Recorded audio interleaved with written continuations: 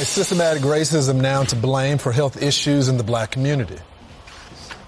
The legacy of slavery, the legacy of Jim Crow, current-day systemic racism impacts the health of our communities. Individuals are only responsible for about 20% of what makes them healthy. The other 80% are these systemic factors. So it comes as one study now blames residential racism, never heard of it, for diabetes, high blood pressure, and a chronic kidney disease in black communities. Our next guest calls the claim racist itself and is arguing against pushing politics inside the medical field. California anesthesiologist Dr. Marilyn Singleton joins us now. Doctor, thanks so much for joining the program. You said something to Fox Digital that I just thought really gets to the bottom of this. You said, while we have a legacy of slavery, we also have a legacy of strength and resilience. After all, escaping from slavery required creativity and perseverance. What did you mean by that? Well, I meant it's interesting listening to the speaker on MSNBC where she talks about the legacy of Jim Crow, the legacy of slavery. And it's like, choose your legacy, choose the positive legacy, and encourage black people to be positive and to use that past to their advantage rather than making black people into victims. We aren't children. We are strong people, and we have to play to those strengths. And to sit there and blame systemic neighborhood racism, when you look at the study, some of the factors they use are totally bogus, and it makes it clear that there's a political agenda.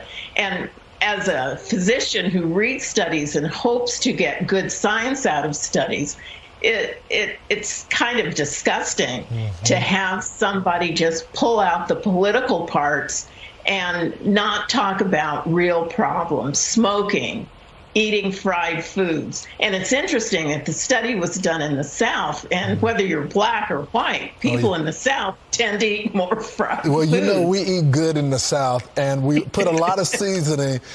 Many of my doctors tell me that's not good, doctor. I'm sure you would say the same thing.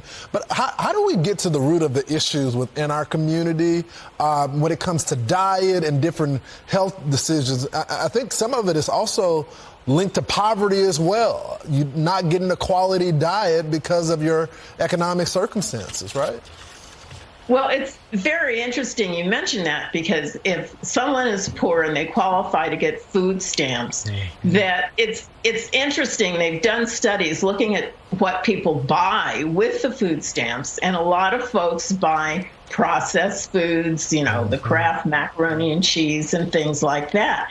So there has to be some education. When I worked at my church's food bank, one of the things we did was when people came to collect the food, we also had a nutritionist there who would give recipes of what you can do with the food, something healthy, rather than, you know, frying it up into rice cakes, you know, wrapped in bacon and grease.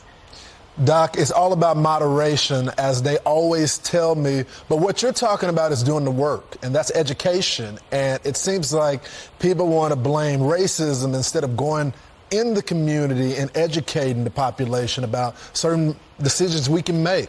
Doc, thank you so much for joining the program this morning.